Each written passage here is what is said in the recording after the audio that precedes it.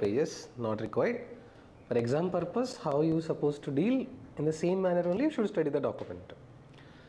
So if you have understood yesterday's economic survey, because you know what happened in external sector, what happened in inflation, what happened in banking, what happened in fiscal policy, based on the last year global economic circumstances and the domestic circumstances, what could be the expected outcome in the upcoming financial year, meaning from 2026 April 1st to 2027 March 31st, what would be the appropriate outcome? That is what is called as budget.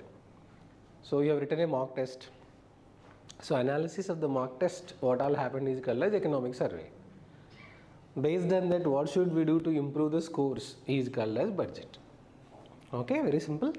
The last financial year, what all happened, what are the positives, what are the negatives, where we could achieve the target, where we missed the target, what are the impact of global circumstances on us, so how we are able to withstand them, that is economic survey. So if you have understood yesterday's economic survey, so today probably you'll be able to understand the link, why in budget they are talking about specific link. So budget is presented to the parliament under article 112, annual financial statement.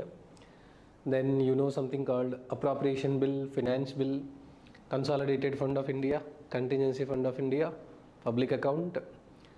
Because parliament cannot collect, or you can say government cannot collect the taxes unless there is authorization from legislature.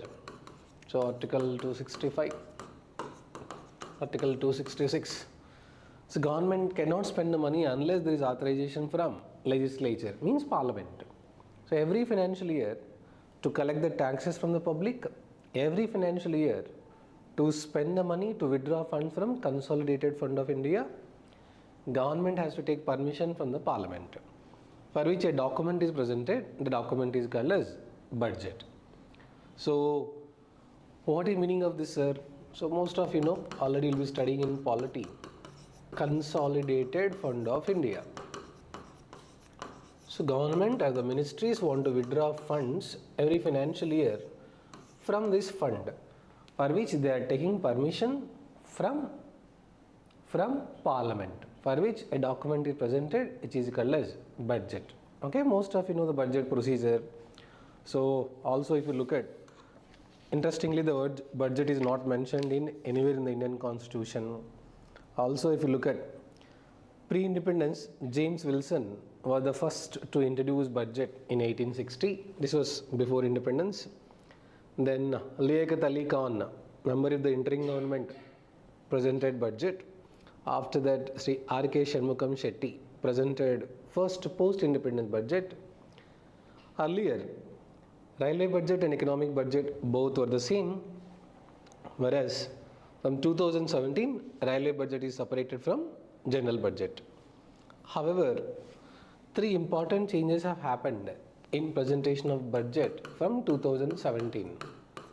So what are the three important changes that happened in presentation of budget from 2017? Railway budget is merged with general budget. So which means railway budget earlier used to be presented separately. Now railway budget is merged with general budget. Budget is presented on February 1st or first working day of February. Earlier it used to be presented on March 1st. Classification called planned and unplanned expenditure is removed in the budget. Okay, so this is previous year question also. What are the three important changes that happen in presentation of the budget? So that's the reason why now railway budget is not presented separately.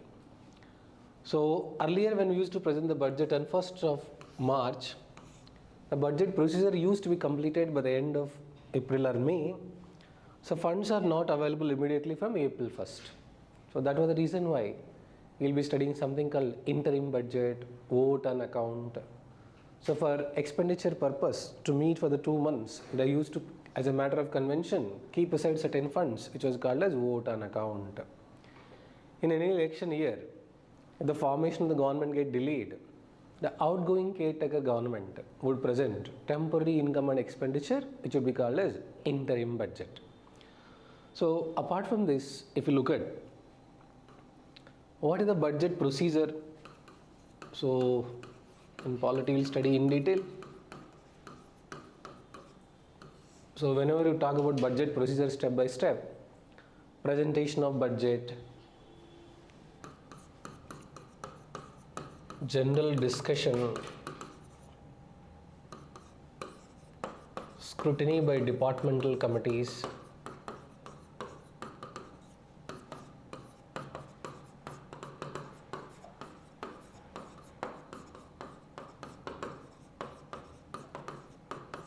so after that you study generally. Whenever we talk about scrutiny by departmental committees, we are trying to tell that whether more funds are required or more funds are allocated, or every department has to justify why they want this many funds for that specific ministry, all that. Then detailed discussion and demands for grants. Detailed discussion and demand for grants in Lok Sabha. Then passing of appropriation bill and finance bill. So this is the procedure that is generally followed in presentation of the budget. Okay, so general discussion, scrutiny by departmental committees, detailed discussion and demands for grants, passing of appropriation bill, passing of finance bill. So finally, when budget is approved by the parliament, it means on behalf of us, our elected representatives have given permission to collect taxes from us and to spend the money for us. So that is the reason why budget is presented every year in the parliament. And earlier, one previous year question was asked, if budget is not presented or if budget is not passed in Lok Sabha, what would happen? New budget would be presented, finance minister would resign, government would collapse. Come on dear. Government would collapse. Why? Because budget is introduced by whom? Finance minister. Government bill or private bill? If a bill is introduced by a minister, it is called as government bill. If it is not passed with simple majority, means government do not have the simple majority to continue. Understood? Budget is introduced by whom? Finance minister. Which means a bill is introduced by minister is called as government bill. If it is not passed with simple majority, means what? It does not have simple majority to continue. So that's the meaning of it. Generally, what would be there in the budget? Before we go to this year highlights, if we look at budget documents, so budget consists of total expenditure, total receipts approximately. So again, if you look at, there is a classification. What is the classification, sir? Capital expenditure, revenue expenditure.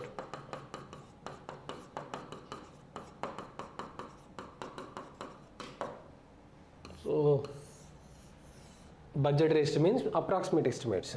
Again we have something called capital receipt, revenue receipt.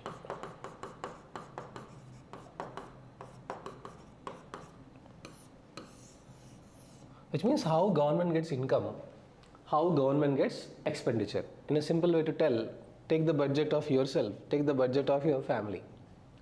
How funds are coming, how you are spending. So for the next financial year, approximate estimated income that government may get, approximate expenditure that government may spend on important things. That is what is listed out if you look at the budget document.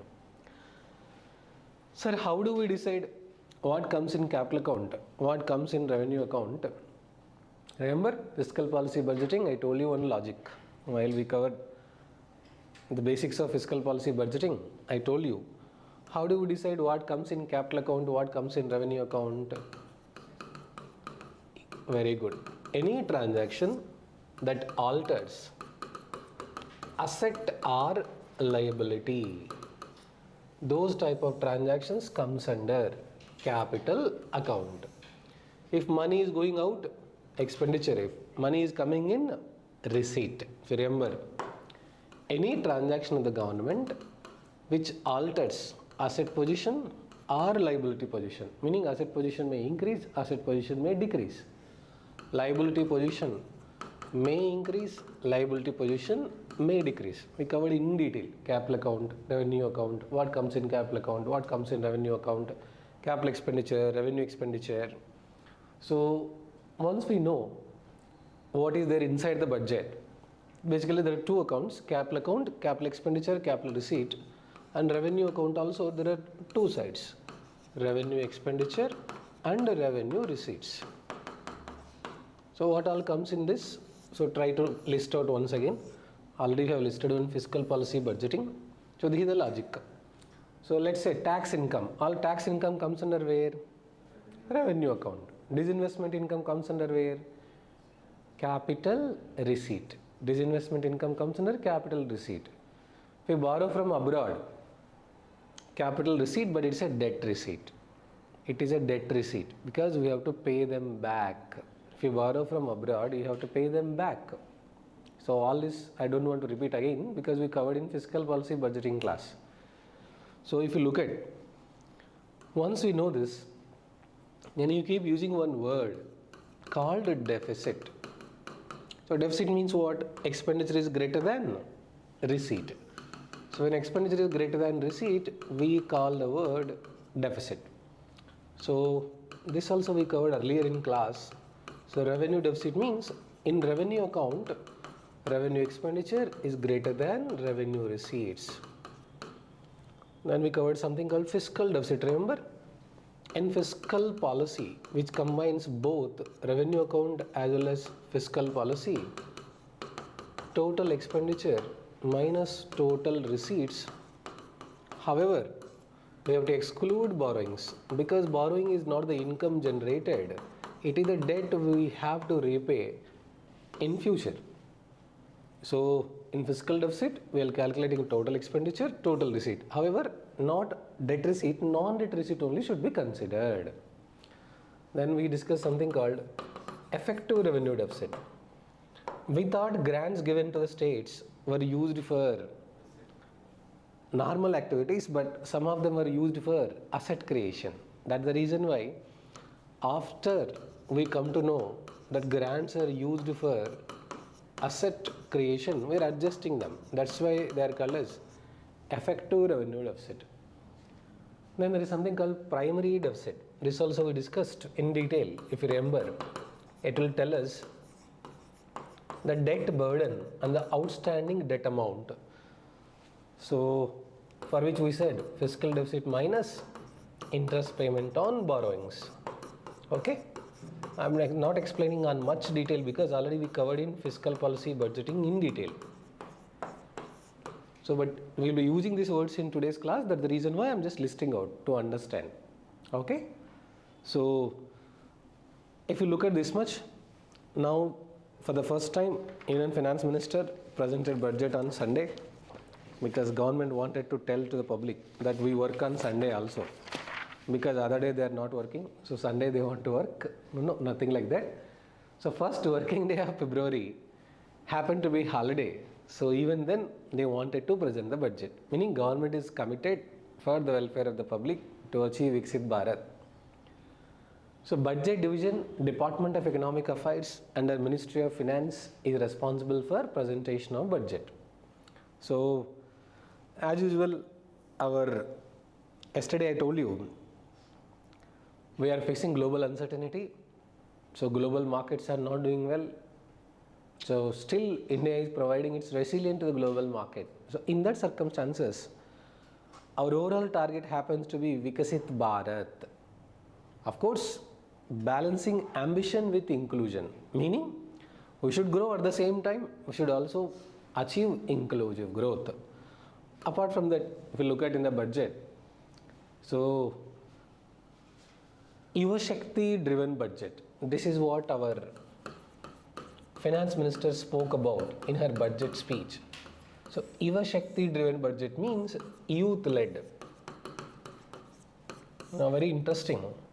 Our Honorable Prime Minister said, there are 4 castes in India. Those castes are not Brahmin, Kshatriya, Vaishya, Shudra. Those 4 castes are women, poor, youth, farmers. Did you understand what I am saying? Our Honorable Prime Minister said, there are 4 castes in India, not Brahmin, Kshatriya, Vaishya, Shudra. Women, poor, youth, farmers. So in this budget, we focused on one of the caste. What is that caste? Youth. Yuva Shakti driven. So which means government is committed to provide skills to the youth, convert them into workforce, because remember, we use the word labor force, workforce, and we know a concept called demographic dividend. So to achieve our potential GDP, to increase our GDP growth, we have to convert as much of youth as possible from labor force to workforce by providing skills. So government is saying, look, we are focusing on developing skills among the youth. We want to convert this youth into workforce. We will achieve demographic dividend. So national income will increase, per capita income would increase. That is the link why the government said our budget is Yuva Shakti budget. Of course, our growth was earlier criticized as jobless growth, exclusive growth, and so on. Meaning, the benefits of the economic growth are not getting redistributed to all the sections of the society. So government listed out 3 kartavyas. So probably in the budget, government listed out 3 kartavya. The word kartavya means duty, kartavya path. So all of you know about kartavya building? So kartavya, meaning what duty government has. Broadly it is listing out, first kartavya, accelerate and sustain economic growth. Look at the word, accelerate and sustain economic growth. Meaning, our growth rate yesterday, we said economic survey predicts our growth rate to be 6.8 to 7.2. We have to accelerate that growth and sustain the growth in the current year also. Which means whatever we predicted, we should continue to take the efforts towards it. Because despite geopolitics, look at what is happening in the world. Look at Venezuela, look at USA, look at Palestine, Israel, look at Iran. So look at all the geopolitics. So despite this uncertainty in the geopolitics, we have to improve our productivity, we have to improve our competitiveness, and we have to ensure that GDP growth rate is accelerated. At the same time, it is sustainable in the current year also, despite the challenges from geopolitics. Second kartavya, which they talk about, fulfill aspirations of our people. Fulfill aspirations of our people. So what is the meaning of this? Yes, budget is not just number, budget is emotion.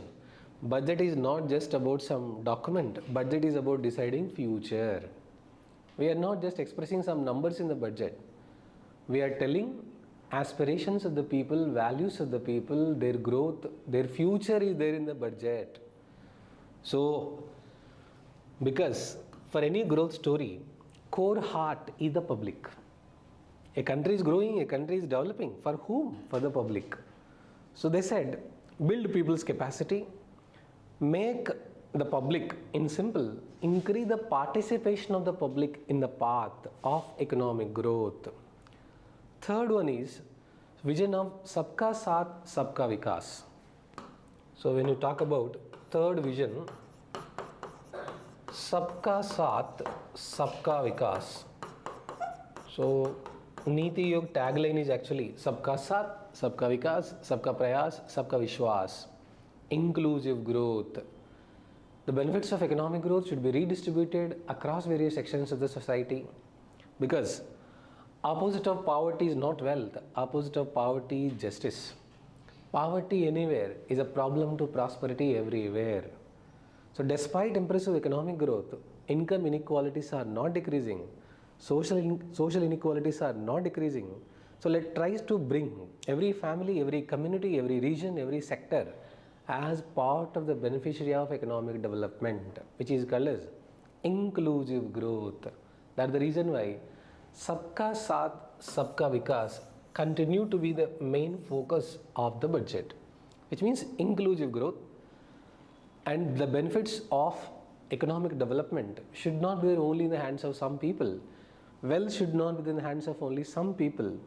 So we should provide justice for all, because our preamble says socio-economic, political justice for all. So these are the three basic principles which government is saying. And government uses the word, popular word that they use is reform express. To achieve this target,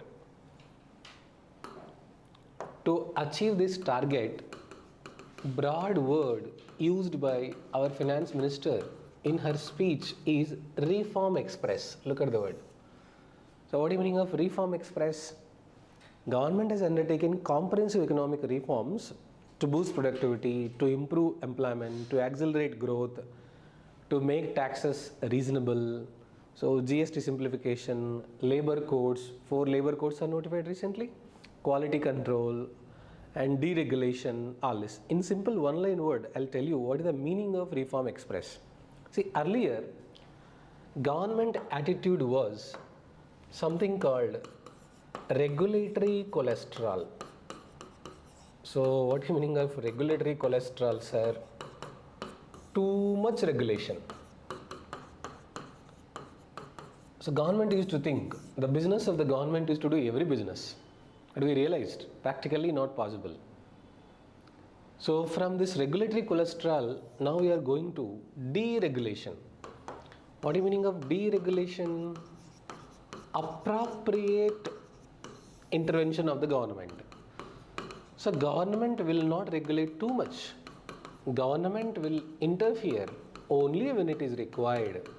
It is called as appropriate intervention. See, this is the backdrop. We are introducing so many reforms. In what mindset? Government would interfere only when it is required. At appropriate intervention only will be there. Too much regulation will not be there. So which is called as reform express.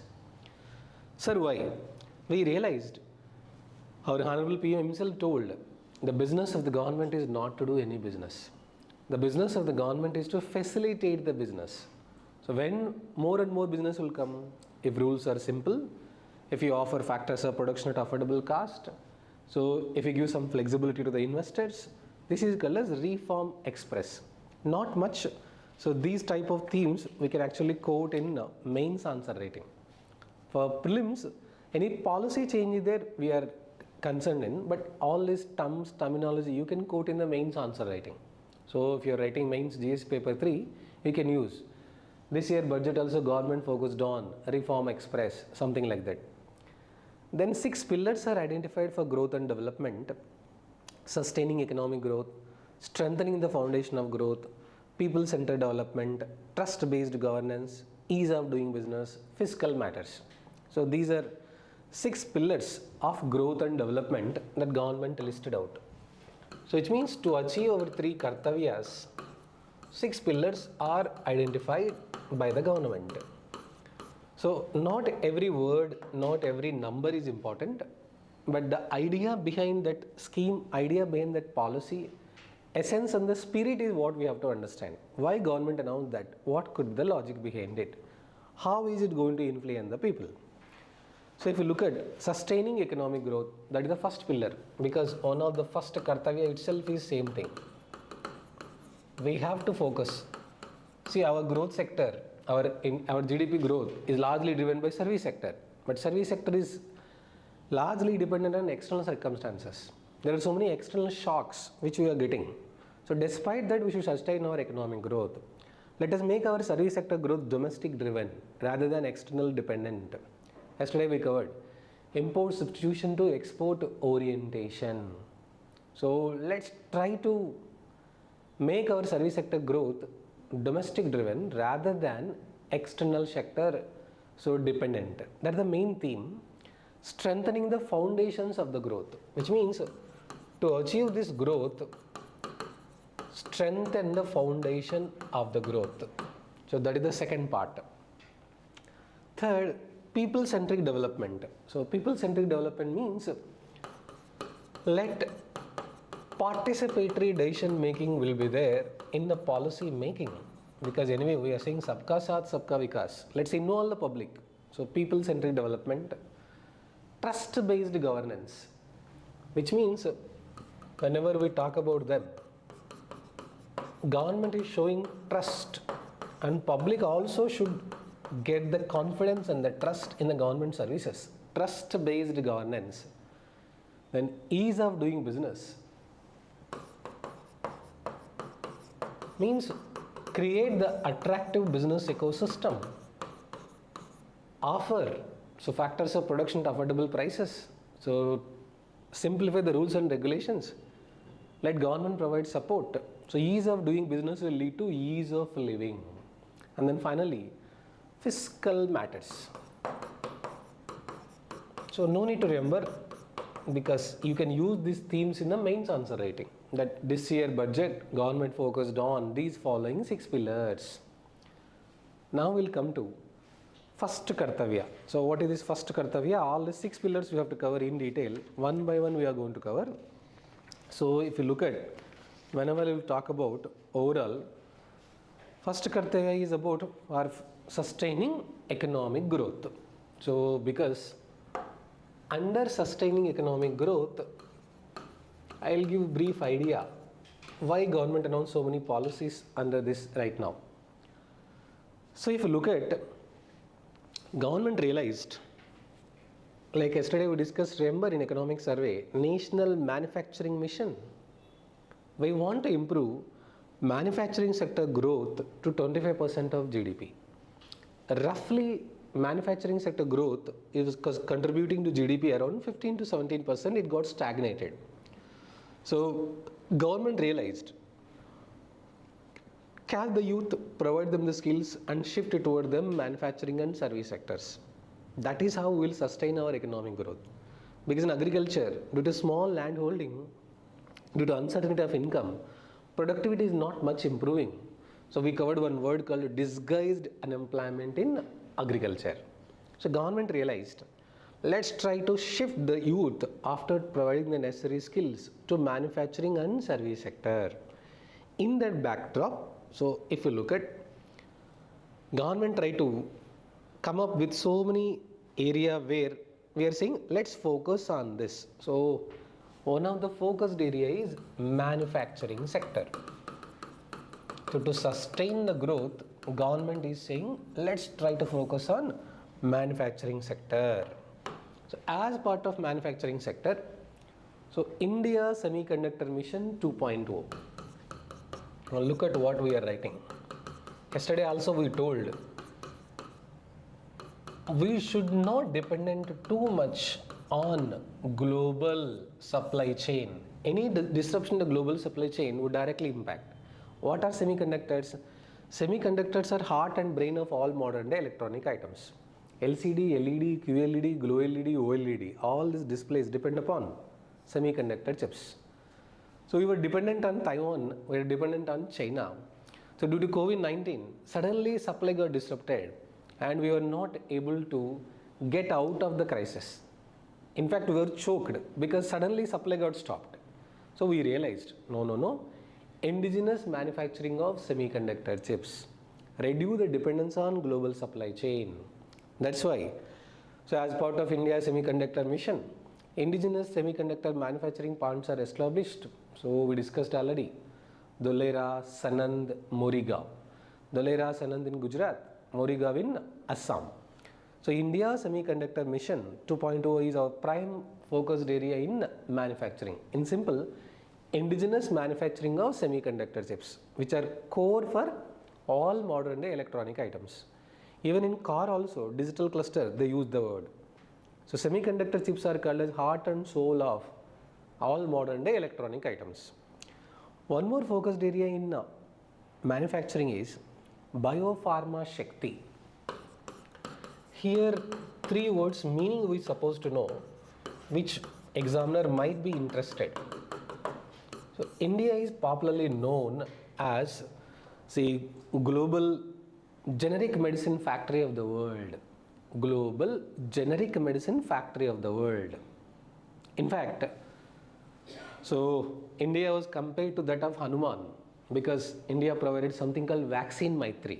So under Vaccine Maitri program, we used to send vaccines free to so many countries during COVID-19, after COVID-19. Means when how Hanuman was distributing Sanjeevani to all, India is distributing generic medicines to the world. So that's why India is called as global generic medicine factory of the world. Now when you look at here, generic medicine, biosimilar and patented medicine. So for prelims, maybe difference is important for us. So what is the objective of Bioshakti? So not much. The meaning of this scheme is strategy for healthcare and advancement through knowledge, technology, innovation. In simple, let's try to make our pharma industry even more stronger. To manufacture tablets, to manufacture medicines, we are dependent on active pharmaceutical ingredients from different parts of the world. In every tablet, to make the tablet or a medicine, base material is required, which is called as active pharmaceutical ingredients. Now, patent. All of you know, in TRIPS, trade-related intellectual property rights, we covered this. What is the meaning of patent? Exclusive right is given for 20 years for a specific idea, innovation, something which is novel. After patent is expired, anybody can manufacture it, anybody can copy to similar to it, which is called as generic medicine. Biosimilar is not the exact copy of the original, but there will be some less inactive materials compared to the original formula. That is called as biosimilar. So under Biopharma Shakti program, government is focusing on manufacturing of generic medicines, biosimilars. So as India is popularly called as drug factory of the world. So because we are known for manufacturing of generic drugs. But unfortunate to say this, patents that we have is far less number compared to our competitors. So we should focus on research and development in pharma. We should also get as many patents as possible. So let's try to make our manufacturing of medicines on par with the global standards. You'll be reading in the paper, by consuming India's cough syrup, many children in the foreign countries faced problems. India's cough syrup was banned. So which means we should try to develop the medicines on par with the global standards. And also Supreme Court clearly said, evergreening of patent is not permitted. Evergreening of patent means with small modification, the same company is applying for patent again and again and again. It's not something new, it's not something novel. So evergreening of patent is not permitted. So Biopharma Shakti wants to make India indispensable hub of manufacturing of medicines in the world. Maybe for prelims purpose, not the scheme as it is, the difference between patented product, generic product and biosimilar product. Expected theme. I am just deriving the theme from this word that government has given. Now apart from that, if you look at scheme for rare earth permanent magnets. See, look at the word. One more important area. A rare earth magnet. Again, it is mentioned in the budget document itself. You are supposed to know what is the meaning of rare earth metals. So what is the meaning of rare earth metals? See, rare earth metals are available, but they're not available in the form that we can use it as it is. So which means if you look at around a group of 17 different variety of minerals are available, they're untapped reserves, which means reserves are available, but we have to process them, we have to convert them, we have to get into the way which you can use it. That's why they're called as rare. They're available, but not in the form which you can use it. So you have to process them, you have to go through the various process of purification, then you will get the rare metal which can be used. So that's the reason why. So rare earth metals again we are dependent on global supply chain. So, and you'll see rare earth metals are found in monazite sands. So we'll study something in geography. So to reduce the global dependency on rare earth metals, let's try to focus on indigenous manufacturing wherever possible on rare earth metals. Now, apart from that, if you look at integrated program for textiles.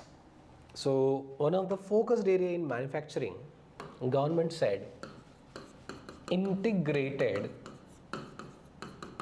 program on textiles. Now I will tell you what the meaning of this. See, integration here means horizontal integration and vertical integration of the textiles.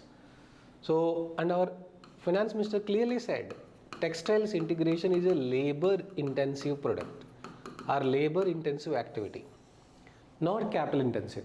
Meaning we are doing horizontal integration, vertical integration of textile industry, not through machines.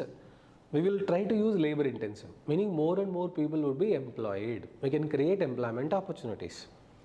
All of you know that there is something called PM Mitra, Prime Minister Mega Integrated Textile Region in Apparel, whose main focus is 5F: fiber, farmer, factory, fashion, foreign. This is called as 5F of PM Mitra textile parks. So through horizontal integration and vertical integration of the textiles, we are trying to provide more and more employment opportunities and livelihood in textile industry. Let us not manufacture the textile only for India. Let's try to manufacture for the fashion and the foreign. So 5F is the theme of PM Mitra textile parks: fiber, farmer, factory, fashion, foreign. So let's try to make our clothes and textiles not just Indian but also the foreign, meaning let's try to make our goods foreign brands, global brands. Let the fabric come from India only. So this is the basic idea where labor intensive methods would be used and PM Mitra integrated program for textiles, so we can accommodate more people in textile industry. Now apart from that, so there is something called dedicated initiative for manufacturing of affordable sports goods. So government is focusing even on manufacturing of sports goods. So as part of Khelo India program to make, you can say, India a manufacturing hub of sports goods, government is providing dedicated manufacturing hubs for manufacturing of sports related goods. Not much important, but industrial clusters, this is what is there. Now what is the meaning of industrial clusters? So industrial clusters means government will develop an area by acquiring the land, by providing basic infrastructure. So industries can do just plug and play. Plug and play means everything is set up. You just have to come and start your business. Land acquisition will be completed, roads will be developed, power will be offered, infrastructure will be developed. So government would create the industrial clusters. Government would take a land bank, develop that land. So industries can come and just start the business. This is called as industrial clusters. Now we just need to understand electronic manufacturing, so container manufacturing, all this is given importance. Sir, why are we focusing more on manufacturing? See, very simple way to understand. There is one word called employment elasticity. So what is the meaning of employment elasticity? If you invest more in manufacturing sector, so it will create more employment opportunities. So it will lead to multiplier effect in the economy. That's the reason why government is focusing now more on manufacturing sector. I'll tell you one more reason. China is popularly called as factory of the world. India is popularly called as office of the world. China is able to achieve economies of scale by investing so much in manufacturing because they're able to manufacture so many goods at bulk. Their goods are comparatively cheaper. They achieved economies of scale. So we realized, let's try to focus on improving manufacturing capabilities. Let's try to compete with factory of the world. So with the factory of the world, China. Of course, we are not giving direct competition, but we are trying to improve our manufacturing sector. That is the reason why government focused on more and more manufacturing sector so that we can create more and more employment opportunities. So then next government is trying to say tax reforms to boost manufacturing sector. Here every word is not important, but I'll tell you the reason and the essence what they are doing. So tax reforms to improve manufacturing sector. What are the tax reforms that are introduced, sir? Every word is not important. No need to read all one by one micro details, but what is the meaning I'll tell you. Suppose our manufacturers are importing some goods from abroad. So when our importer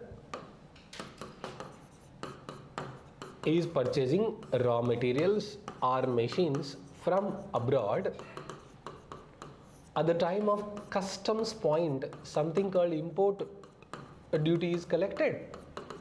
So we discussed one word called custom duty, remember? Custom duty refers to the obligatory payment collected on the goods when across international border, on imports also, on exports also. Let's say you are manufacturing a toy, but to manufacture a toy, you are purchasing a machine from foreign country. So when that machine comes to airport or when the machine comes to customs point, you have to pay duty. That is called as import duty.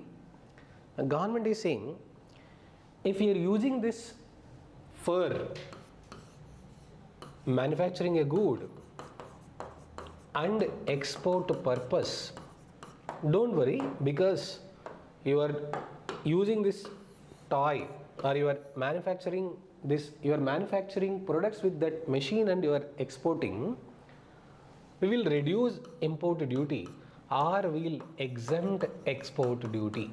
What would happen because of this?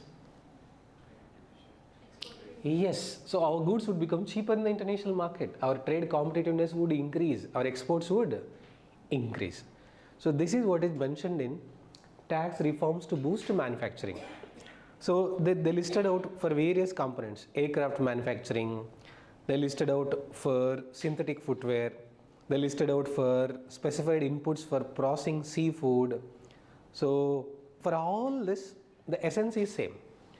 When our importer is purchasing a raw material or a machinery from the foreign goods or foreign country, import duty on them will be reduced or would be exempted if the person is using this machine to use the goods for exports purpose. So this is what is the essence of all the listed out. So I'll just read out one. Exemption from basic custom duty on specified parts used in manufacture of microwave ovens. Which means we are getting raw material from abroad to manufacture microwave ovens, and if you are using them for export purpose also, so custom duty or basic custom duty is exempted. So every proposal is only two things. Either they are reducing import duty or they are exempting from it, so that the manufacturing sector would become competitive in the global market. We can also compete with others in the global market. That is the reason why several tax reforms to boost manufacturing sector is announced. You just need to know customs duty. Custom duty refers to duty that is collected on imports and exports when goods crosses at international border. Okay. Now one of the expected question that we might see in the paper under manufacturing sector only, our finance minister herself read out MSMEs are key drivers of economic growth. She spoke about the use of MSMEs. She spoke about the importance of MSME because she said three-pronged approach is followed, as in fact she used the word MSMEs are growth champions. Now, what type of question can come from this, sir? First of all, examiner is interested in knowing, do you know what is the definition of micro, small and medium enterprises? So, expected prelims question this year. So, what is the definition of micro, small and medium enterprises? So, if you look at investment turnover is the criteria taken to decide micro, small and medium enterprises. So very much important for the prelims. So what is meaning of micro enterprise, sir? Micro enterprise definition, the revised definition I am telling you. So investment less than 2.5 crore, turnover less than 10 crore. Investment less than 2.5 crore and turnover less than 10 crore. That is called as micro enterprise. Small enterprise. Again, revised definition. Investment up to 25 crore, turnover up to 100 crore. Medium enterprise. The definition, the revised definition, investment up to 125 crore, turnover up to 500 crore. So very, very important for the prelims, because we might expect, because our finance minister herself used the word MSMEs are growth champions. So what is MSME definition? That is important for us. MSMEs account for 40 to 50% of the exports, more than 10 crore employment opportunities. So in the current budget, what type of support is given to this MSMEs? So government uses the word three-pronged approach to support the MSMEs.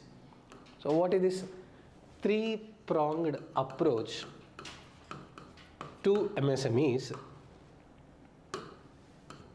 One, government is saying liquidity support and equity support, for which dedicated 10,000 crore SME growth fund, SME growth fund, small and medium enterprises, financial assistance would be provided with a separate dedicated 10,000 crore fund, which is called as SME growth fund. Second, professional support. In this professional support,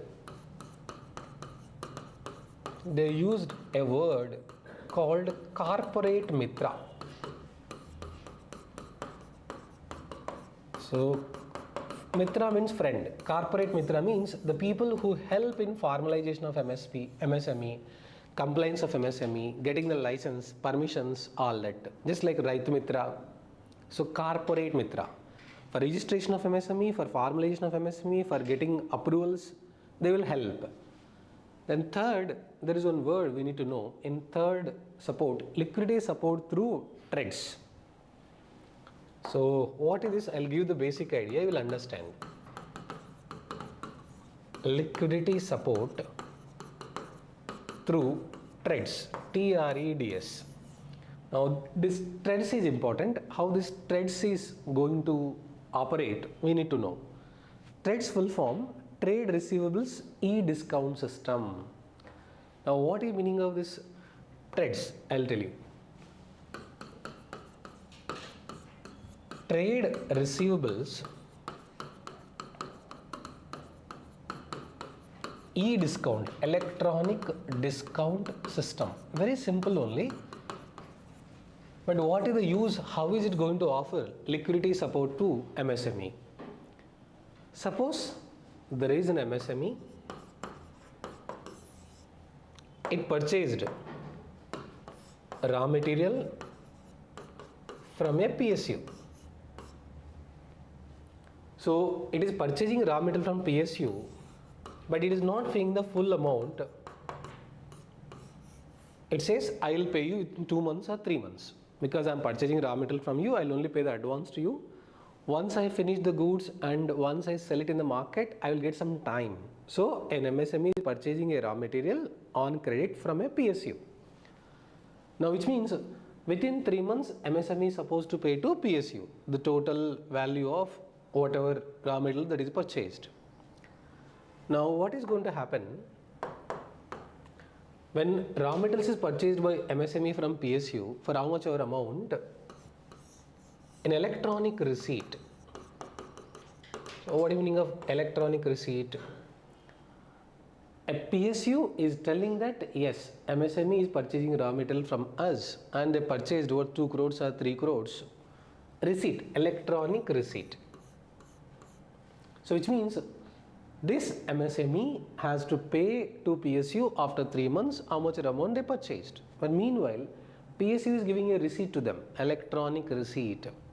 See, even based on this electronic receipt also, banks can provide loan, NBFCs can provide loan. So let's say this receipt value is 5 crore. Bank or NBFC is ready to offer loans probably for 4.9 crore, 4.8 crore, less than the value, which is called as discount. Now what is the meaning of this? This receipt, electronic receipt of 5 crore given by MSME, when it is handed over to a bank, bank is offering 4.8 crore, 4.9 crore to MSME. MSME is getting the funds, and after 3 months it will pay 5 crore to PSU.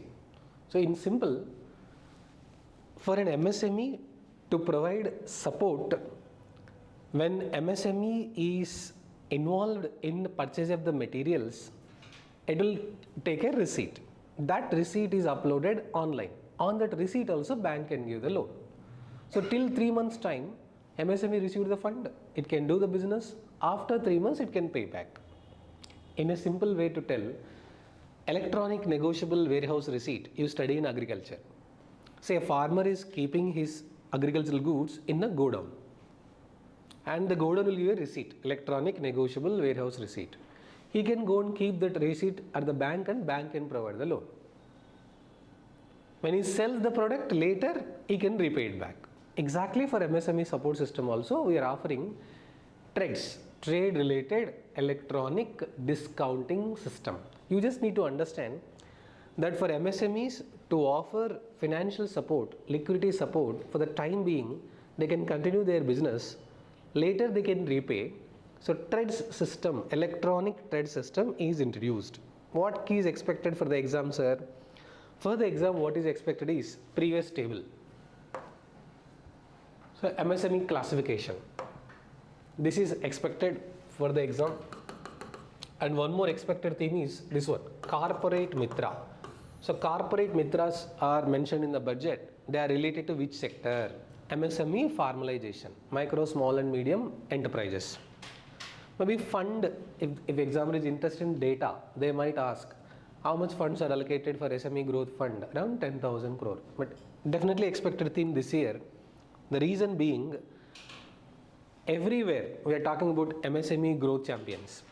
So this is what you're supposed to remember from MSME. Then government said we should focus on service sector.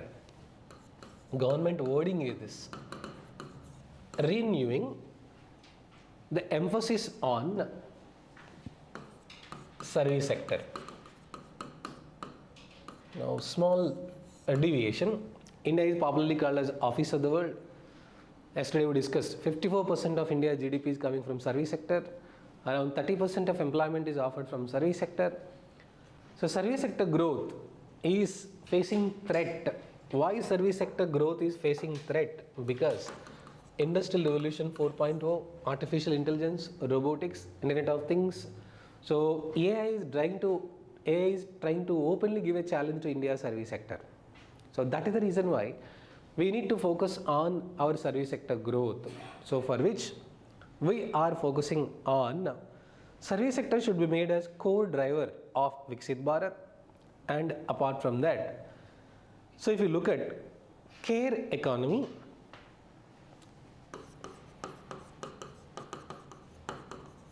medical tourism, spiritual tourism, orange economy, silver economy. So these are the words which are used. So the meaning is important for the prelims. So what are the words which are used in this? So let me try to explain in an easy way to understand. So first of all, what is the meaning of care economy, care sector? We should focus on improving our tertiary sector, healthcare sector. And care economy means nowadays creche facilities, daycare facilities, caretakers. So all these aspects are increasing. So let's try to develop the people by training them necessary skills. So because upgrade and establish new institutions for allied health professionals in 10 selected disciplines. Let's try to train the people. Let's try to provide 1.5 lakh multi-skilled caregivers. Meaning let's try to provide skills for the caretakers and caregivers and try to emphasize on the importance of care economy. That is the meaning of the word care economy. Now medical tourism. So which means so many foreign people are coming to India for the treatment, especially Ayush, Ayurveda, Yoga, Unani, Siddha, Homeopathy, Naturopathy. So foreigners are coming to India for this tourism. Let's try to take this advantage, which is called as medical tourism. So one of the main reasons why foreigners are coming to India, it is because of Ayush. In fact, WHO Global Traditional Medicine Center is also located in India. So if you look at what is medical tourism, sir? Foreigners are coming to India for Ayush treatment because it is cost effective as well as quality. Which means affordable quality healthcare is offered in India. That's the reason why foreigners are coming to India for treatment purpose, which is called as medical tourism. Spiritual tourism. What do you mean of spiritual tourism, sir? So many foreign tourists are coming to India to visit Indian pilgrimage centers to understand the essence of the spirituality. So which means so many questions they are not able to get the answers, so they are able to get the answer in India's temples, pilgrimage centers, Sadhguru, so art of living, so all this, Ashok Nagar Baba Limited, whatever. So which means in future, don't worry, there is one wonderful occupation which is available, spiritual tourism, correct only? Now sometimes you'll also do spiritual tourism, part-time devotees, just on the day of the exam, on the day of the result. That is not spiritual tourism, dear. That we are doing business with the God. So now spiritual tourism means some people are coming to really understand and experience the divine aspect. They want to further go into deep. Something much more than money, something much more than name, something much more than fame, spirituality. A person wants to go deep inside. That is called spiritual tourism. Now this is expected question. Orange economy or content economy. See, government recognized animation, visual effect, gaming, comics, AVGC it's called as. Which means content creation, digital content creation, creative content creation should be recognized, and it is going to become one of the major drivers of our economy. So orange economy means it focuses on content creation, digital creation, audio, or you can say AVGC, animation, visual effect, gaming, comics. It's called as AVGC. So AVGC content creator labs will be established in schools and colleges. Which means in schools and colleges itself, we'll teach them how to make the reels, how to make the content. So that, hi friends, chustunara, they'll start from probably, see, we feel that one day this content creation is going to revolutionize. True only. See, our behavior is influenced, our food product is influenced, our dress is influenced, total the person only is influenced because of digital content. So government recognized separate focus should be given on content creation, digital creation. That's economy. And our finance minister proudly said, make in India to create in India to create for the world. Make in India to create in India, create for the world. So this is the basic focus of orange economy. Then what is meaning of silver economy, sir? Any idea? In economic survey, we use the word longevity dividend. So what is meaning of longevity dividend? In India, population is aging, but they're healthy population. So silver economy is related to elderly people and old people, which means developing your products which will make the old population, elderly population life easy is called a silver economy. We use the word, so geriatric care, meaning take care of our elderly population and old population and try to offer them the necessary products and services at affordable rate. So which is called as silver economy. So these are the basic emphasis on service sector. Then government is focusing on Kalo India mission, and as most of you know that we are going to conduct Commonwealth Games in Ahmedabad, sports tourism. So when we conduct some international events, different foreign country people will come to our country. So forex reserves will be generated. Foreign country will be converted into our currency. Sports tourism. So this is the focused area on service sector. Government in the budget only all these words are used. Service sector, health, care system, medical tourism, so design, orange economy, silver economy, all this. Next, coming to education. So government is saying something interesting. 5 university townships will be established in major industrial hubs. So, and we are going to, yesterday if you remember, we permitted 100% FDI in higher educational institutions, meaning foreign universities can establish directly campuses in India, so that Indians need not go abroad. Reverse brain drain. So apart from that, a girls' hostel in higher education STEM institutions in every district. In every district, a girls' hostel will be there in higher education STEM institutions. Then what boys have to do? I mean, the idea is to provide a safe environment for the working women and studying women, especially in STEM institutions. So good initiative only. Now apart from that, setting up of National Institute of Hospitality. So to connect academia, industry and governance. So apart from that, if you look at one expected important theme, India is to host first ever Global Big Cat Summit. India is to host first ever Global Big Cat Summit. Very important for the prelims expected theme. What is Global Big Cat Alliance? What are called as Big Cats? And what are the countries which are part of Big Cat Alliance? So I'll just tell you the background.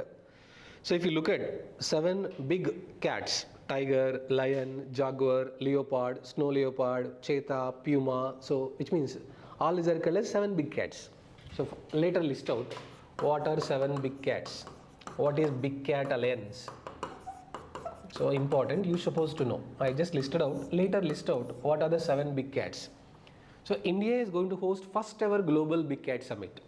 Something which is important, which might come in the exam also. What is Big Cat Alliance? What are the 7 big cats? So out of that, and what is the significance of India hosting it? Apart from that, so if you look at, government is developing ecologically sustainable mountain trails, 13 trails, bird watching trails. See, when you go to a tourist place generally, it is not economically sustainable tourism. So we'll eat snacks and throw there. So probably we are trying to damage the ecologically sensitive areas. So government would develop trails, means from that place you can watch. So you can watch birds, you can watch turtles, so you can watch all the different varieties. This is called as eco-tourism, for which Jammu and Kashmir, Himachal Pradesh, Uttarakhand, Araku Valley and Padgai Malai, so Tamil Nadu and Kerala. These places are identified for developing eco-tourism, ecologically sustainable tourism, where turtle trails, bird watching trails, mountain trails will be developed by the government. In fact, we are trying to promote eco-tourism. Jammu and Kashmir, Himachal Pradesh, Uttarakhand, Araku Valley. So Podgai Malai is called as Tamil Nadu and Kerala border. So anyway, no need to important all this, but this is expected theme. Global Big Cat Alliance. What are the 7 big cats? So of course, when India became member of it, what is the significance of India organizing this? Development of Buddhist circuits in Northeast region. So what is the meaning of Buddhist circuit? Connecting important tourist places of Buddhism in the northeastern region, tourism packages will be developed. That is called as Buddhist circuit in northeast region. Look at the word. Now apart from that, to boost tax or tax reforms, for Surrey sector, government announced so many things. Provision of tax holidays unit until 2047 for foreign companies providing cloud services to global customers through India-based data center. Meaning, if there is a data center in India, for this data center, if a foreign company is providing cloud assistance, tax holiday is announced until 2047. So, what is meaning of tax holiday? Meaning is important. No need to pay taxes up to the time frame. So, to encourage a certain specific sector, to encourage certain specific companies, so government would say you need not pay tax for this many years, even we make profit. That is called as tax holiday. I read out once again. Provision of tax holidays until 2047 for foreign companies who provide cloud services to global customers through India-based data center. Meaning there is an India-based data center. It is providing services to global customers for whom those are offering cloud services, tax holiday is given. Meaning our service sector becomes much more competitive. That is the meaning of it. Now, apart from that, safe harbor and advanced pricing agreement, not much. No, safe harbor means the IT officials would offer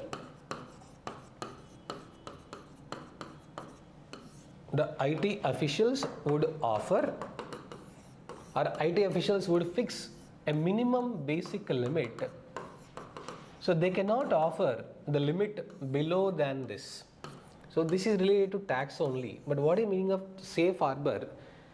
In terms of deciding the prices for the services, you should not fix below the minimum limit. That is called as safe minimum harbor, which means if you are offering service, an Indian company is offering services, while fixing the price should not be more than this, or the price should not be lower than this safe harbor. So safe harbor is a word for IT service companies where the tax officials would be deciding that no, see, very simple, in India corporate tax is very high, in other country corporate tax is low. What do? We create documents that we are purchasing raw materials from the other country and will transfer profit from our country to the other country. So which is called as BEPS. Remember, base erosion and profit shifting. Now when you are doing this, IT officials are saying no, out of total profit, minimum this much should be taxed in India only. Remaining only you can do the transfers outside. Safe harbor. See, in a simple way to explain, remember, there is something called double tax avoidance agreement. There is something called BEPS, something called GMCT, Global Minimum Corporate Tax. So in simple, our tax officials would decide you cannot keep the price not less than the decided minimum safe price. That's why that is called as safe price. So safe harbor. Why are they doing this? Because in India corporate tax is high, so they want to shift their profit to some other countries where corporate tax is comparatively low. So not much significant, but tax holiday till 2047 for foreign companies who provide cloud services to Indian data centers who are offering global services. Now apart from that, financial sector,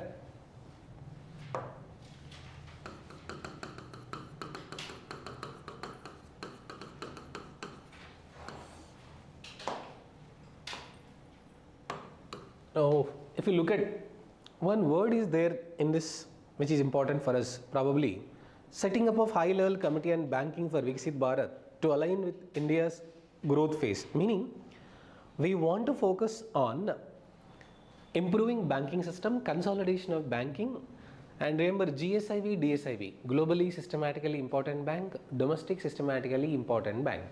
None of Indian banks are listed in GSIB, globally systematically important banks. They are going for consolidation of the banks to make big banks, they become globally significant. So apart from that, the word is mentioned in the budget which is called as municipal bonds.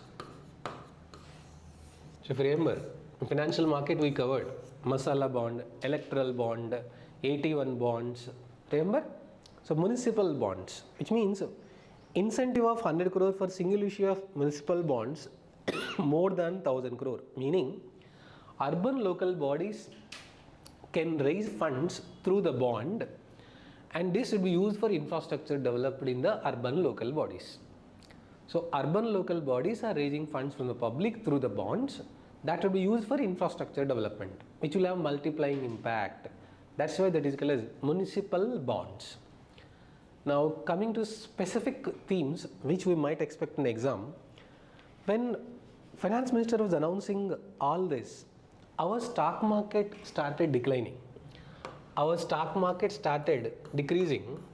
The reason why our stock market decreased on the day when budget was presented, it is because of this proposal where STT, securities transaction tax, was increased. So concept is important, not the number. Capital gains tax, security transaction tax, regular repeated theme in the examiner's mindset, favorite. In financial market, through demat account, dematerialized account, whenever you buy financial products called securities, every time transaction happens, tax collected is called as securities transaction tax, irrespective of whether we make profit or loss. Suppose you are having Zerodha, Upstocks, Grow Up, any demat account. Through the demat account, if you buy financial securities, shares, bonds, mutual funds, based on the value that you are buying, some part of percentage would be collected as securities transaction tax. Now in this budget, our finance minister increased STT on futures from 0.02, no need to remember the numbers, but we need to remember security transaction tax is increased.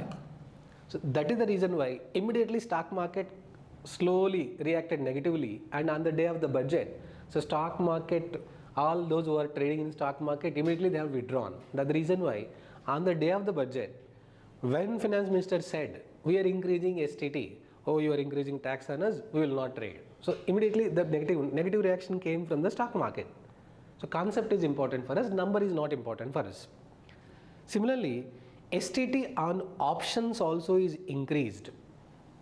STT on futures, STT on options also is increased, security transaction tax, from 0.1 to 0.125. So number is not important for us, whereas the concept is important. Now what is future, what is option? So let me explain. You don't know how much value will be for the gold after 2 months.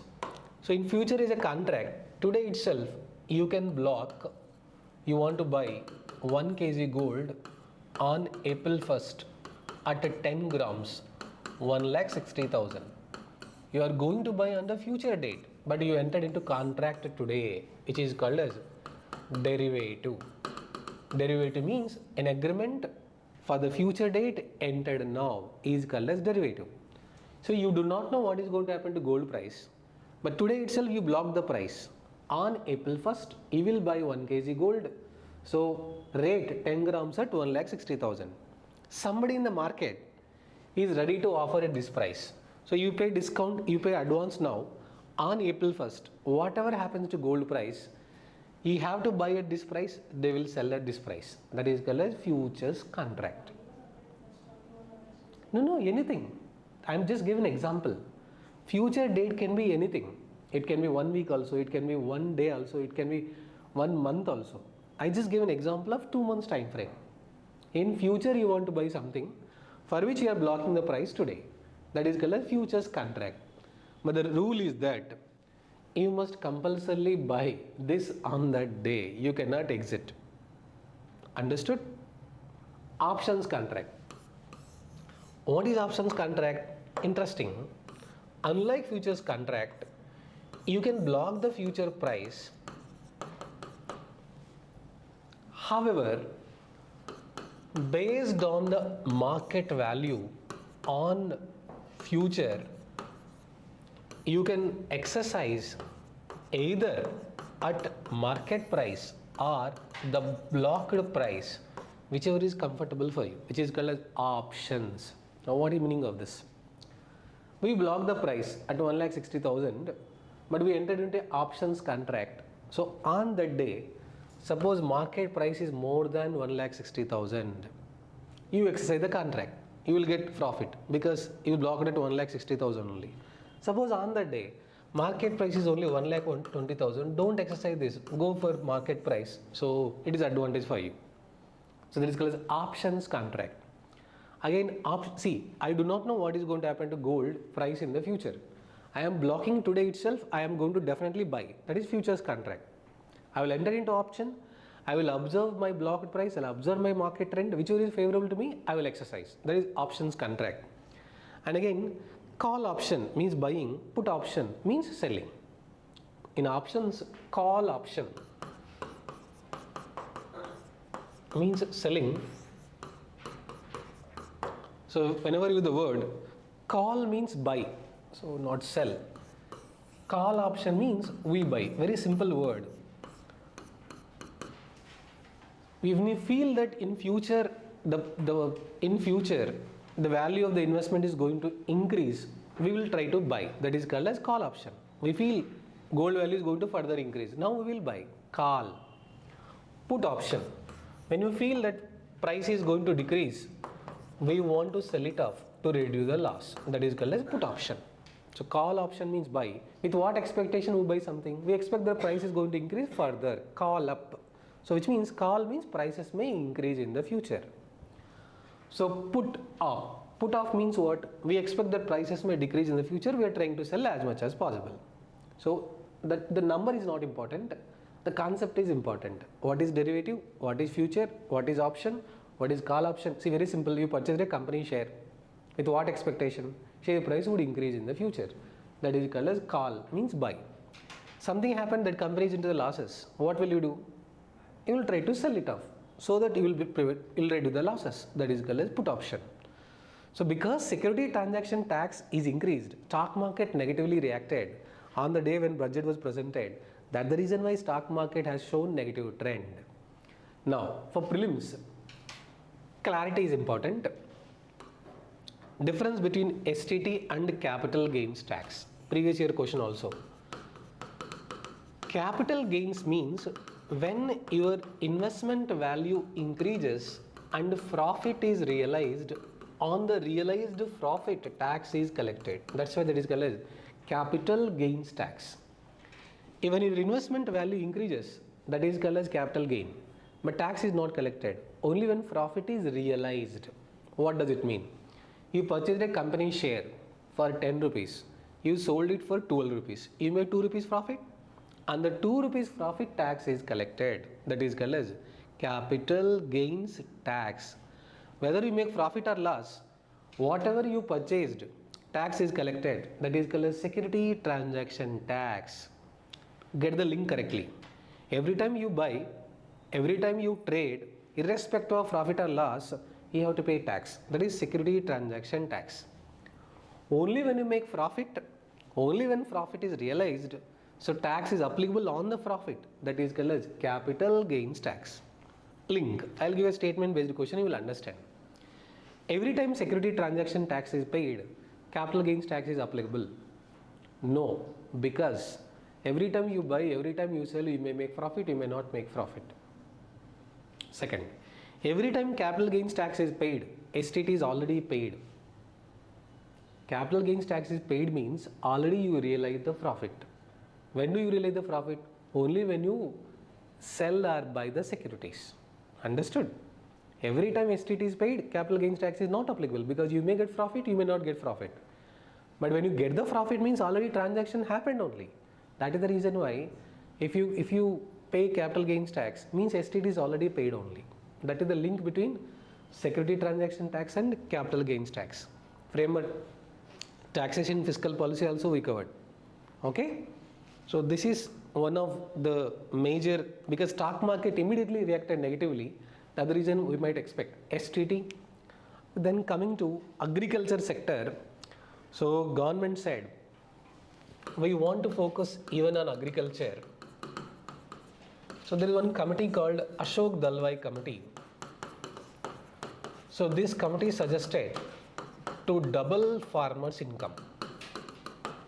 And this Ashok Dalwai Committee, so whenever we talk about, it suggested integrated farming. What do you mean of integrated farming? Promote agriculture along with the allied sectors, animal husbandry, poultry, dairy products. So try to focus on integrated farming and try to focus on cashew and cocoa development. They are non-native to India. Cashew nuts are there, cocoa is in all chocolates. So let's try to focus more on development of them. Blue economy, most of you know the meaning of the word blue economy.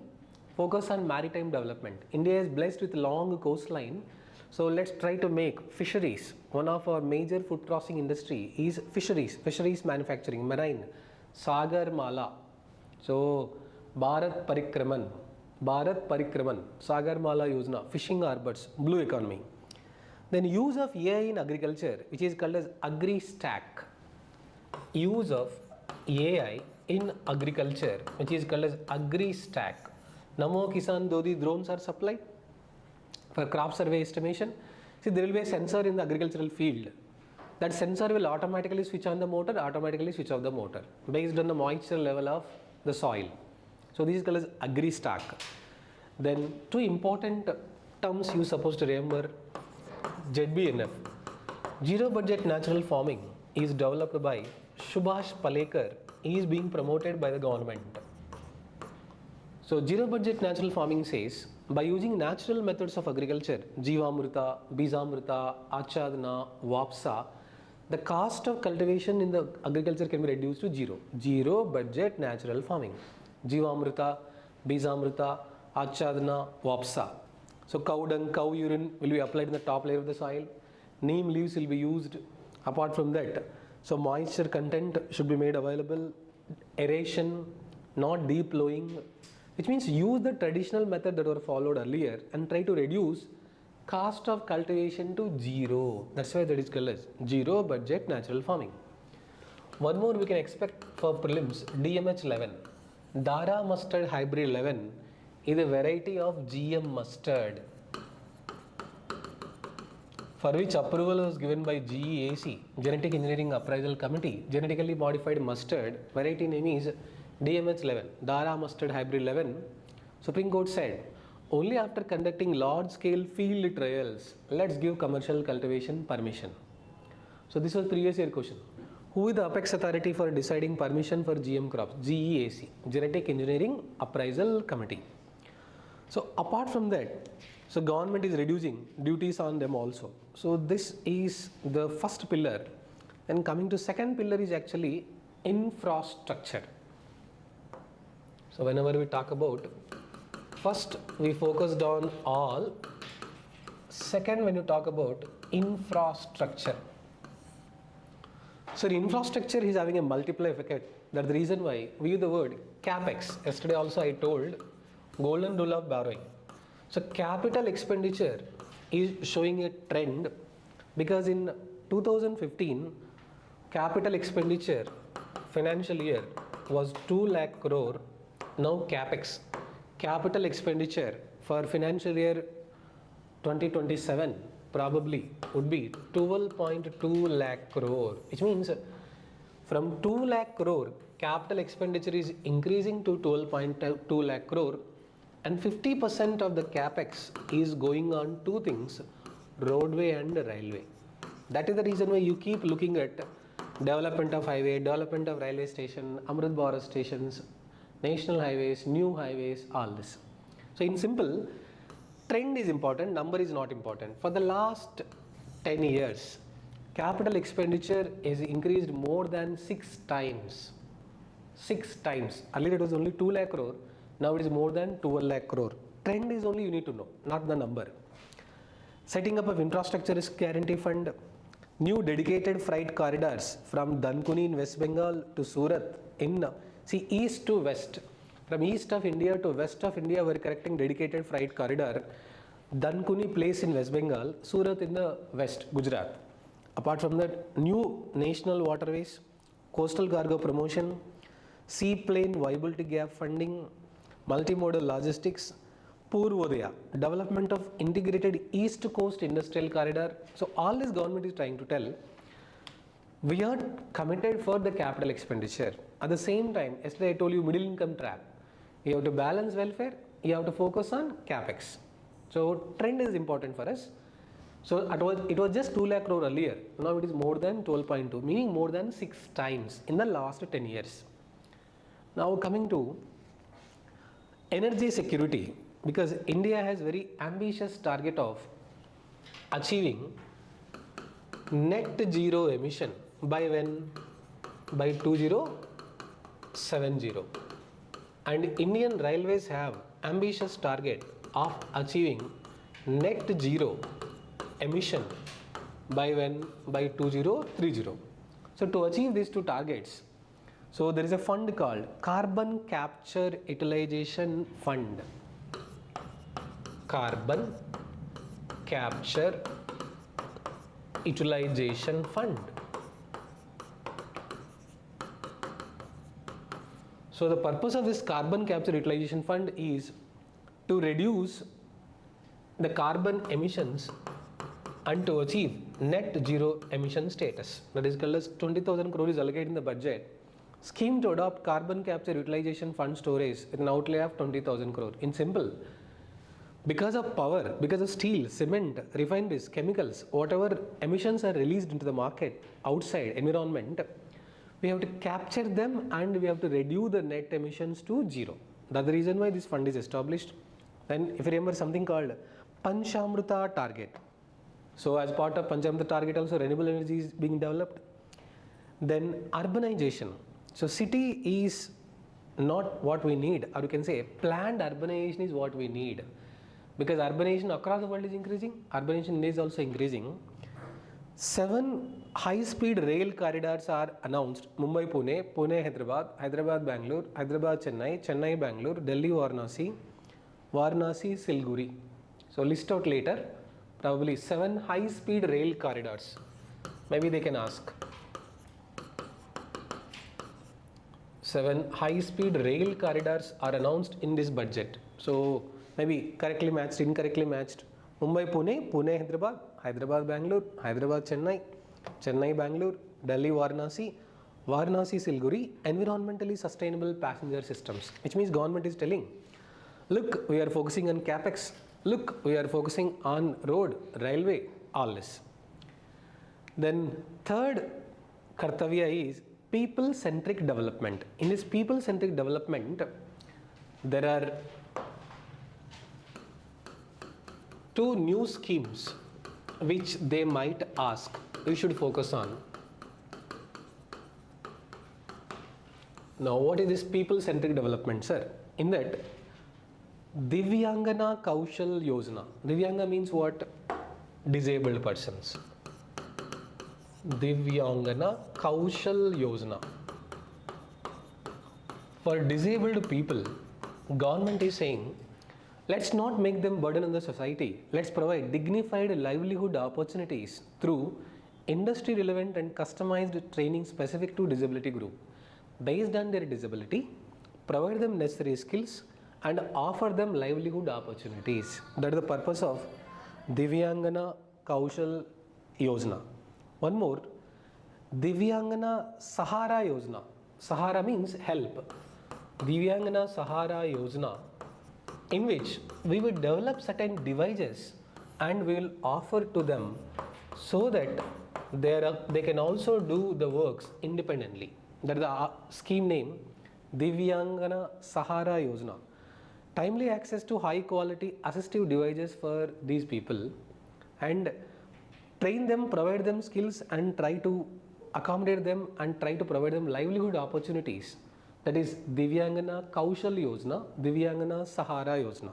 First time government is announcing something new in the budget, important for us. Then NIMHANS 2 will be established. National Mental Health Institute in Ranchi and Tezpur will be developed because mental health issues are increasing in India. So then trust-based governance. So in trust-based governance, only one thing is important. In this trust-based governance, so when I say, for exam purpose, we just need to remember only one point. Duty deferral. Now what is the meaning of duty deferral, sir? So I told you something.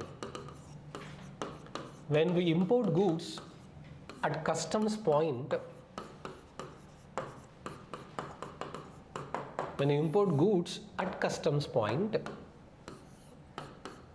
we have to pay duty, that is called as import duty. But if government feels that there are some good operators, these operators are called as AEO operators. What are these AEO operators? Authorized economic operators. So they can take the machinery and within 30 days they can pay the customs duty applicable. Deferred means later. Duty deferral means you take the machine right now because you are using in the manufacturing process. Actually you're supposed to pay the duty on the same day. But we are telling no, these people are good people. They have been known for business. They are recognized by the government. Okay, let them give time for them. Which means government is telling we are with you. Don't worry, you use that machine. Within 30 days you will pay duty to us. So that is called as duty deferral scheme or duty deferred scheme. Meaning authorized economic operators would pay customs duty and import duty in a span of 30 days. So which means more time is given for them to pay the duty. First take the machine, go and use it. Within 30 days you pay the duty. That is called as duty deferral. And exemption from minimum alternate tax to all non-residents who pay tax on presumptive basis. Presumptive basis means approximate rough income that they might get. They disclose the income. That is called as presumptive tax. Say a doctor is running a clinic. Can he say exactly how much income he is going to get? Can he say before itself how many patients he might get? But it's a presumptive. What's the meaning of presumptive?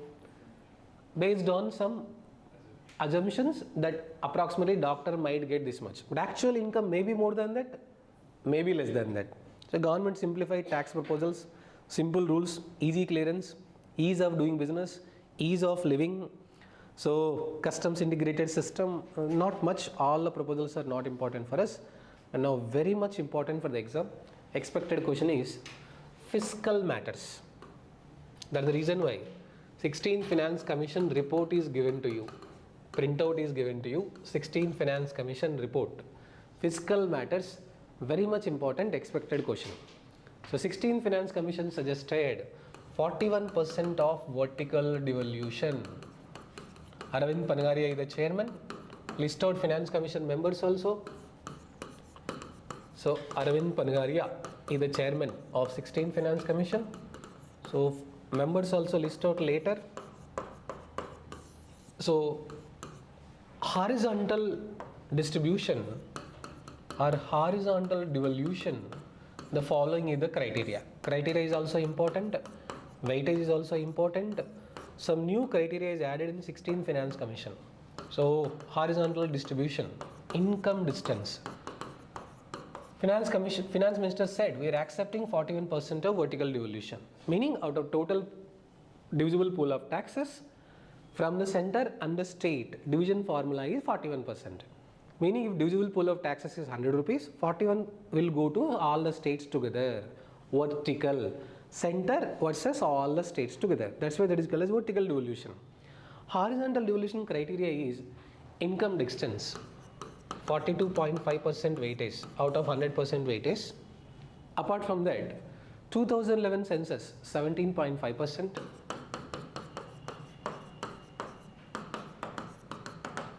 So for distribution among the states again, demographic performance 10%. Demographic performance weightage is 10%. So apart from that, area of the state 10%. Forest cover 10%, and important for the exam, you must remember, it's a trap. Tax and fiscal effort is removed, which was there in 15th Finance Commission. In 15th Finance Commission, tax and fiscal effort was there. This criteria is completely removed in 16th Finance Commission. It is not there now. and a new criteria is introduced which is called as contribution to GDP. Very, very important for the exam. In 16th Finance Commission, new criteria is added for horizontal devolution, contribution to GDP, meaning the more a state contribute, the more funds it is going to get. Good only. States will try to contribute more and more GDP. States will also grow. Overall GDP also would grow. So how question can come? Tax and fiscal effort was there in 15th Finance Commission but not in 16th Finance Commission. New criteria introduced in 16th Finance Commission is contribution to GDP 10%. Okay? So this is origin, and last year a direct question came. Which of the following is the criteria considered by 15th Finance Commission? This year also, which of the following is the criteria considered by 16th Finance Commission? Direct question will come. So sometimes 41% vertical devolution, Finance Commission time frame 26 to 31, Article 280, constitutional body, all this. Very much important. Then coming to numbers, fiscal deficit trends, see no need to remember the numbers, I'll just tell you, fiscal deficit has been decreasing for the last 3 years. Trend is fiscal deficit is decreasing. Revenue deficit is decreasing, primary deficit is decreasing, effective revenue deficit is decreasing. If you look at the document also, but what are the trends that we have to observe? In simple, fiscal deficit is in decreasing trend for the last 3 years. Revenue deficit also is decreasing, primary deficit also decreasing, effective revenue deficit also decreasing. So this is the trend that we have to observe. Because numbers, if you look at 6.5, 6 finally came to 4.3. So which means budgetary estimated deficit, whenever you talk about 23, 24, 25, 26 and 27. In simple, earlier it was 6.5, now it is 4.3. So earlier it was 6.5, now 4.3. So fiscal deficit is decreasing. So this is from 22 to 23. So budgetary estimate, the last one is budgetary estimate, 26, 27. So this is the trend for everything. Revenue deficit number also, earlier it was 4, now it is 1.5. So numbers are decreasing. Primary deficit also, earlier it was 3, now it is 0.7. And effective revenue deficit also 2.8, 0.3. So no need to remember the numbers, but you need to know 22, 22, 3, these were the numbers. 26, 27, budgetary estimated numbers are this. So it means what is happening? Trend is that fiscal deficit is also reducing, revenue deficit is also reducing, primary deficit is also reducing, effective revenue deficit also reducing for the last 3 years. So this is the trend. Then one more important, you see the document, you will understand. Out of total rupee comes, majority is coming from where? And out of total 1 rupee, majority is going out from where? Meaning, out of total 1 rupee incoming, list out all from highest to lowest. Which means whatever government is getting the income, so in that income, weightage of different transactions. This is called as 1 rupee incoming. Means how government is getting income, percentage and weightage you have to list out. So if you just read about strictly, you will be surprised. 24% is coming from borrowing and liabilities. Means out of 1 rupee, 24 paisa is coming from foreign debts only, external borrowings. Next best is income tax 21%. Next best is income tax 21%. Next best is GST 15%. So corporate tax 18%. So non-tax revenue 10%. So excise duty 6%, customs 4%, non-net receipt 2%. So if I list out in the order, borrowings and liabilities is first. After that, income tax, corporate tax. So if you look at the percentage, so before corporate tax, GST would come. So GST is, so if you look at borrowing and liabilities 24%, income tax 21%, corporate tax 18%, GST is 15%. So list out later their percentages also in the order. Which means in simple, most of the money that we are getting from borrowings 24%, income tax So it is contributing to around 21%. So corporate tax, from the corporate tax revenues is around 18%. So GST around 15%, meaning out of 1 rupee, the most of the income is coming in the order. Top 3 you have to remember. Same logic you have to list out. 1 rupee going out means what? And what government is spending. So same thing if you talk about 1 rupee going out, meaning expenditure, on what government is spending. List out top 4. 1, 2, 3, 4, 5. Most probably if you look at out of total spending that government is going for, state share of taxes 22%. Finance Commission recommendations are there. You have to share with the state. So 22% state's share of the taxes, meaning devolution. Apart from that, if you look at the remaining major, you will be surprised. Interest payment is the next highest. Why interest payment? You will understand the logic. Most of money is coming from where? Borrowing. For borrowing, what you have to pay? Interest. That's the reason why second highest expenditure is going for interest payment. Remaining central sector schemes 17%. So many welfare policies are there. Central sector schemes, that is called as central sector schemes. Now after that, if you look at defense, government is spending around 11%. So I told you just major 4. You can list out other thing also. Top incoming, top outgoing. Because sometimes examiners favorite. So which are the arrange the following in terms of ascending order, in terms of income generation, arrange the following in terms of expenditure also. Now apart from that, if you look at capital receipt is increasing. Government trend numbers are not important. I will tell you the trends. So just list out the trends, you will be able to make out.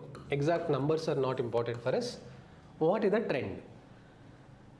Tax revenue for the government. Tax revenue for the government is increasing for the last several years. So they gave the number.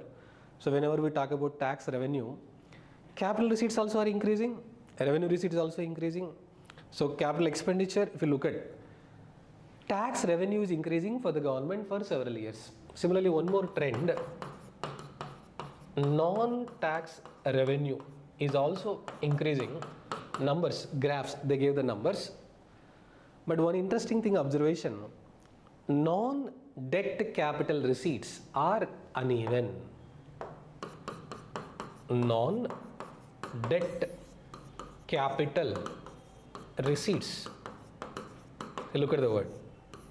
So in receipt there are 2 types. What we borrow is a capital receipt, but that is a debt receipt.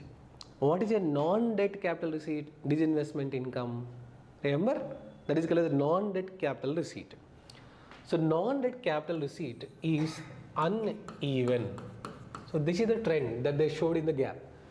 For the government, see, GST revenue is increasing, tax income for the government is increasing. So tax revenue is increasing. It's a good sign. That's the reason why. See, why do you think revenue deficit decreased? Because tax revenue is increasing. Logically connected? Now, non-tax revenue is also increasing. What is non-tax revenue? Fee, penalty, service charges, all this. But non-debt capital receipts are uneven. Means they are not following some specific trend. That is what they mentioned in this gap. Then in the expenditure part, top 3. So allocation of the funds, when we talk about allocation of the funds, transport, defense, rural development, top 3. Transport, defense, rural development. So these are the top 3 areas for which budgetary funds are allocated. Transport around 5,98,000 crore. Exact number I am not writing. So defense around 5,94,000 crore. Again, the exact number I am not writing, rough number only I am writing. Rural development around 2,73,000 crore. So numbers are not important. focused area, transport, defense, rural development. Out of the total estimated expenditure, top 3 allocations. So most of the questions would be from this trend analysis only. So probably still if you want to do value addition, you can look at the graph, you can look at all this. But I covered all the main areas, focused areas for the prelims from where the questions are going to come. So if you're thorough with basic idea, and sometimes they're asking a math the following question. Article 110, definition of money bill. Article 112, annual financial statement. 113, procedure in parliament. 114, appropriation bill. So 116, vote on account. So which means math the following articles correctly. 110 is definition of money bill. 112 is annual financial statement. 113, procedure in parliament with respect to estimates. 114, appropriation bill. So which are correctly matched, which are incorrectly matched, something like that. So this is brief idea about budget. See, in prelims, only the trend is important and some new schemes which are applied are important. See, if you have listened to an economic survey class, you will understand what did we achieve last year, where we could not achieve. To achieve that, now we came up with the solutions. So it's like what happened in the last year in each sector. To address those problems, we are coming with the approximate. See, why do you think we have given so much importance for manufacturing and MSME? Because we realized our service sector growth is too much vulnerable because of external circumstances. We should try to focus more on indigenously developed manufacturing sector led growth. That's the reason why we focused on this. So that is the link between economic survey and budget. Don't burden yourself with too much of bundles and bundles of materials. Not required. You take any one resource, but in that resource your mindset should be like this. Okay, this is what is required. Maybe if you still want to get clarity and further, maybe listen to the video one more time and find out the numbers, list out all this. Expected themes are very much clear. 16th Finance Commission criteria, horizontal distribution criteria. So vertical devolution newly added GDP contribution 10%. Tax and fiscal effort is removed. MSME revised definition, important for the exam. STT and capital gains tax, important for the exam, because stock market reacted negatively. Security transaction tax, capital gains tax. Then TREDS, they might ask. Then 7 high-speed rail corridors are there, announced in the current budget. Maybe just know from where it is there. Apart from that, if you look at, out of 1 rupee, most of the top 4, incoming, outgoing. Then all the deficits are coming down. It's a good sign. All the deficits are coming down. It's a good sign. All tax revenue is also increasing. That is also a good sign. Tax revenue is increasing. Non-tax revenue is also increasing. That's a good sign. So apart from that, the focus, the 3 pillars we told. And in MSME, I told so many examples. Referral, so duty defer, one more word. Orange economy, silver economy, medical tourism, spiritual tourism. So some words specifically mentioned by Finance Minister in budgetary speech, important for that year prelims. Because STT is increased. STT means if you buy every time in stock market, you have to pay more tax. It's a negative for them. So we are the investors. Every time we invest, we have to pay more tax. That's the reason why they felt, if you buy more, you have to pay more tax, irrespective whether you make profit or loss. It's a negative sentiment only. So what UPSC is telling, application fee is 10,000 rupees for every candidate.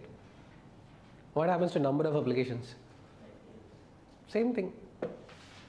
That's the reason why stock market reacted negatively on the same day, not even same day. As soon as she announced, the stock market started falling. Because it's negative sentiment. Okay, so just go through this once again. But probably we covered national income, inflation, monetary policy, financial market, banking, taxation, fiscal policy budgeting, external sector, industries, agriculture.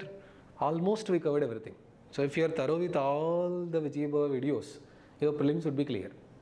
I know it is fast because it is revision class, but still, if you are not able to catch up, read, maybe listen to the video second time and try to make notes for every term that we covered. So if you are thorough with all these concepts, thorough with summary of budget, thorough with summary of economic survey, most likely you cannot miss out, because we covered static also, current affairs also, static also, current affairs also. So important is Even if you take time, build up the concepts correctly. So don't be in hurry to complete as early as possible. No.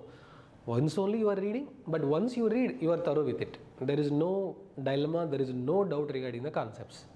Okay? Anyway, so I'll be posting this in group also. Earlier also told you. So this is my Telegram channel, IAS Educare. So in that, in economy folder, I will be posting even summary of all topics that we covered also, probably previous year MCQs topic wise also. So whenever you are free, so look at that particular topic, revise it and solve the previous year MCQs from every chapter: national income, inflation, monetary policy, financial market, banking, taxation. So probably read, listen to the video, make a notes and solve the previous year questions. If you do this cycle 2 times, most probably the prelims would be taken care of from economy at least. Okay, thank you. Which one?